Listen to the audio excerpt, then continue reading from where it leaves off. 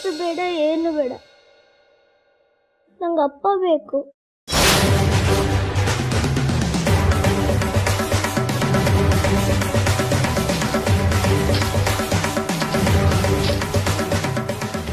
ನೋಡ್ತೀಯ ನಂದಿನಿ, ಈಗಲಾದ್ರೂ ಗೊತ್ತಾಯ್ತಾ ನಿನಗೆ ಸಂಬಂಧಗಳ ಮಹತ್ವ ಏನು ಅಂತ?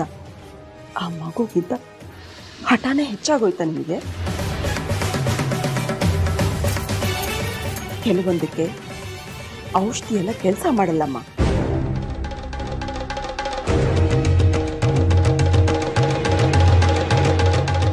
ಒಂದು ಫೋನ್ ಮಾಡಿ ಅವ್ರನ್ನ ಬರಕ್ಕೆ ಹೇಳು. ನೋಡು, ಅವಳು ಬರೋಷ್ಟರಲ್ಲಿ ಅವಳು ಹೇಗೆ ಎದ್ದು ಕೂತಿರ್ತಾಳೆ ಅಂತ. ಅಮ್ಮ, ಅವ್ರು ಬಂದು ನನ್ನ ಮಗಳನ್ನೇನು ಹುಷಾರು ಮಾಡಬೇಕಾಗಿಲ್ಲ. ಇವತ್ತು ಇವಳು ಈ ಪರಿಸ್ಥಿತಿಲಿ ಇರೋದಕ್ಕೆ ಅವರೇ ಕಾರಣ. ಇಷ್ಟು ವರ್ಷ ಇಲ್ದಿರೋದು ಇದ್ದಕ್ಕಿದ್ದಾಗೆ ಇವಳು ಈ ಥರ ಆಗುತ್ತೆ ಅಂದರೆ ನಾವು ಇಲ್ಲಿಗೆ ಬಂದ ಮೇಲೆ ಅವ್ರು ಇವಳು ಕಣ್ಣಿಗೆ ಬಿದ್ಮೇಲೆ ತಾನೇ ಇವಳಿಗೆ ಹೀಗಾಗಿರೋದು. ನೋಡು, ನನ್ನ ಮಗಳನ್ನು ಹೇಗೆ ಚೆನ್ನಾಗಿ ನೋಡ್ಕೋಬೇಕು ಅಂತ ಗೊತ್ತು. ಆಯಿತು, ಇವತ್ತಿಗೆ ಕೊನೆ. ಇನ್ನು ಈ ವಿಷಯದಲ್ಲಿ ನಾನೇನು ಮಾತಾಡಲ್ಲ. ನಿನ್ಗೆ ಹೇಗೆ ತೋಚುತ್ತೋ ಹಾಗೆ ಮಾಡ್ಕೊ. ನಿನ್ನ ಒಣ ಪ್ರತಿಷ್ಠೆ, ನಿನ್ನ ಒಣ ಸ್ವಾಭಿಮಾನ ಎಲ್ಲಿಗೆ ತಗೊಂಡೋಗಿ ನಿಲ್ಸುತ್ತೋ ನೋಡ್ತಾ ಇರು. ಜೀವನದಲ್ಲಿ ಎಲ್ಲರನ್ನೂ ದೂರ ಮಾಡಿಕೊಂಡು ಅದೇನು ಸಾಧಿಸ್ತೀಯೋ ನಾನು ನೋಡ್ತೀನಿ. ತಾಯಿ ಹೃದಯನೇ ಇಲ್ವಾ ನಂದಿನಿ?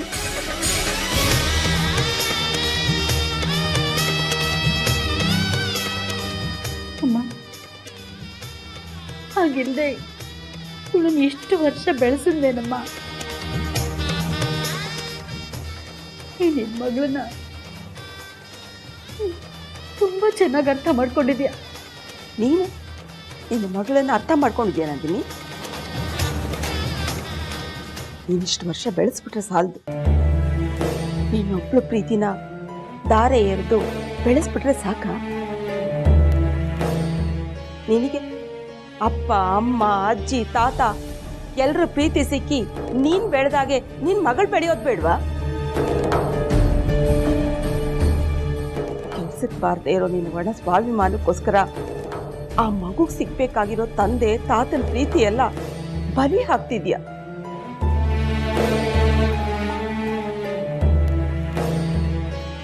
ನಾನು ಹೇಳ್ತಿರೋ ಮಾತು ನಿನಗೆಲ್ಲ ಅರ್ಥ ಆಗತ್ತೆ. ಏನುಂಟು, ನಿನ್ನ ಮಗಳುಂಟು.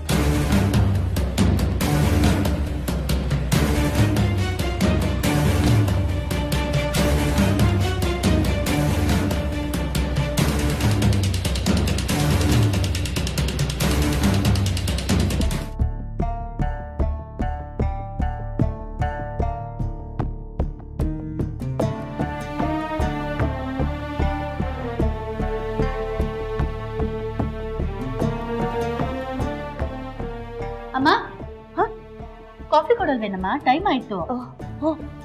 ಹೌದಲ್ಲ, ಸ್ವಲ್ಪ ಹೊತ್ತು. ಹೌದು, ಮಗು ಏನ್ ಮಾಡ್ತಿದೆ? ಮಲಗಿದಾಳಮ್ಮ. ಜ್ವರ ಈಗ ಕಡಿಮೆ ಆಗಿದೆ. ಕಾಫಿನೂ ಬೇಡ, ಏನು ಬೇಡ ಬಿಡು. ನಾನು ಪಾಪಗೊಂದಷ್ಟು ಮೆಡಿಸಿನ್ಸ್ ತರಬೇಕು, ತಂದ್ಬಿಡ್ತೀನಿ. ನಂದಿನಿ, ನೀನ್ ಹೋಗ್ತೀಯಾ? ಬೇಡಮ್ಮ, ಪ್ರಶಾಂತ್ ಇದ್ದಾರಲ್ಲ, ಅವ್ರನ್ನ ಕಳ್ಸಿ ಅವ್ರು ತರ್ತಾರೆ. ಇಲ್ಲಮ್ಮ, ನಾನು ಒಂದಷ್ಟು ಥಿಂಗ್ಸ್ನ ಶಾಪಿಂಗ್ ಮಾಡೋದಿದೆ. ಹೋಗಿ ನಾನೇ ತಗೊಂಬಂದ್ಬಿಡ್ತೀನಿ. ಆಯ್ತಾ? ಪಾಪನ್ ನೋಡ್ಕೋತೀರಮ್ಮ? ಅಪ್ಪ, ಯಾಕಮ್ಮ, ಏನಾಗ್ತಿದೆ? ಯಾಕೋ ತುಂಬಾ ತಲೆ ನೋವಾಗ್ತಾ ಇದೆ ನಂದಿನಿ. ನಾನು ಕಾಫಿ ಮಾಡ್ಕೊಂಡು ಬರ್ತೀನಿ ಇರು, ಇಬ್ರು ಕುಡಿಯೋಣ. ಸರಿ, ಹೋಗಿ ಮಾಡ್ಕೊಂಡ್ ಬಾ.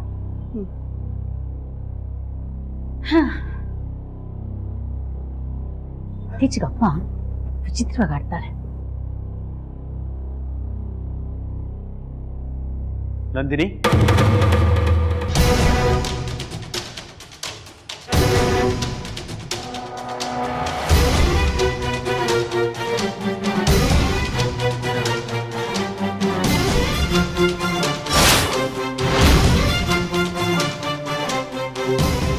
ಮತ್ತೆ ಯಾಕೆ ಬಂದ್ರಿ? ಬಂದ್ರಿ? ನಂದಿನಿ, ಕೊಂಕು ಮಾತಾಡ್ಬೇಡ. ನಾನ್ ಕೇಳ್ತಿರೋದು ಯಾಕೆ ಬಂದ್ರಿ ನಮ್ಮ ಮನೆಗೆ ಅಂತ. ಯಾರು ನಿಮ್ಮನ್ನ ಕರೆದಿದ್ದು? ನಾನೇ ಬರಕ್ ಹೇಳಿದ್ದು.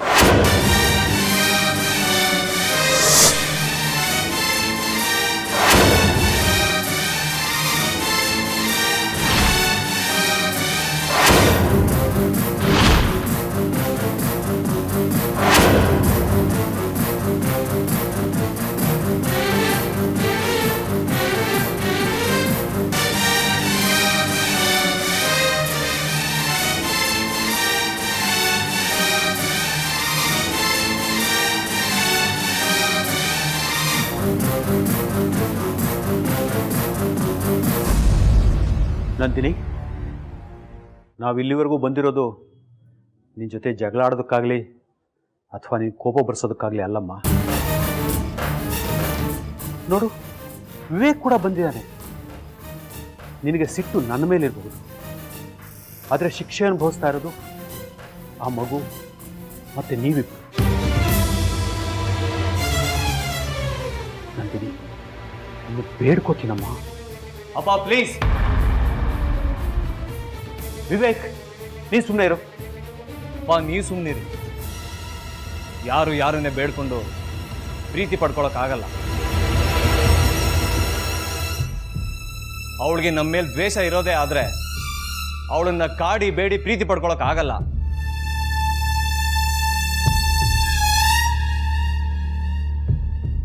ಹಾಗೆ ಪಡ್ಕೊಳ್ಳಬಾರ್ದು. ವಾಸ್ತವ ಏನು ಅನ್ನೋದು ಅವಳಿಗೆ ಅರ್ಥ ಆಗ್ಬೇಕಪ್ಪ.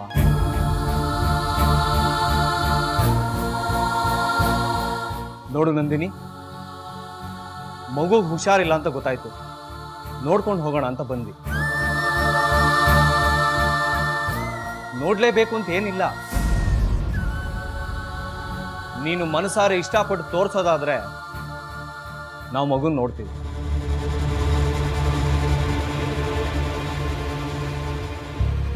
ಇಲ್ಲದೇ ಇದ್ರೆ ಬೇಡ. ನಿನಗೆ ಹೇಗೆ ತೋಚತ್ತೋ ಹಾಗೆ ಮಾಡು.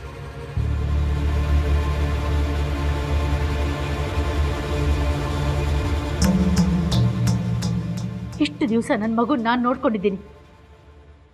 ಮತ್ತೆ ಯಾರ್ಯಾರೋ ಬಂದು ನನ್ನ ಮಗು ನೋಡೋ ಅವಶ್ಯಕತೆ ಇಲ್ಲ.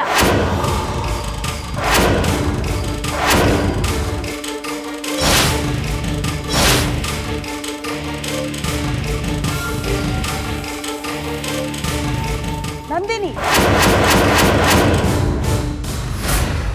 ಏನ್ ಮಾತಾಡ್ತಾ ಇದೀಯಾ? ಹೌದು, ನಾನು ಪಟ್ಟಿರೋ ನೋವು ಸಂಕಟ ಏನು ಅಂತ ನನಗೆ ಗೊತ್ತು. ಇವತ್ತು ಇವ್ರುಗಳು ಬಂದ್ ಮಾತ್ರಕ್ಕೆ ಎಲ್ಲ ಸರಿ ಹೋಗಲ್ಲಮ್ಮ.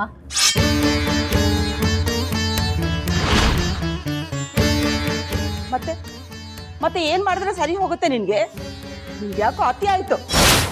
ನಂದಿನಿ, ನೀನು ತುಂಬ ನೋವು ಸಂಕಟ ಅನುಭವಿಸಿದೀಯಮ್ಮ. ಅದು ನನಗೆ ಅರ್ಥ ಆಗುತ್ತೆ. ಆದರೆ ಅಷ್ಟೇ ನೋವು ಸಂಕಟ ನಾವು ಅನುಭವಿಸಿದ್ದೀವಿ. ಆದರೆ ಅದನ್ನು ಹಾಗೆ ಮುಂದುವರಿಸ್ಕೊಂಡು ಹೋಗ್ಬೇಕಾ ಅನ್ನೋದೇ ಈಗಿರೋ ಪ್ರಶ್ನೆ.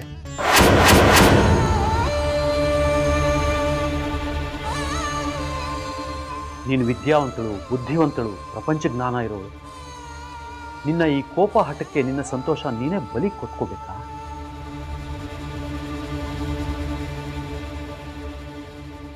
ನೀವು ಮತ್ತೆ ಸಂತೋಷದಿಂದ ಇರಬೇಕು ಅನ್ನೋದೇ ನನ್ನ ಆಸೆ.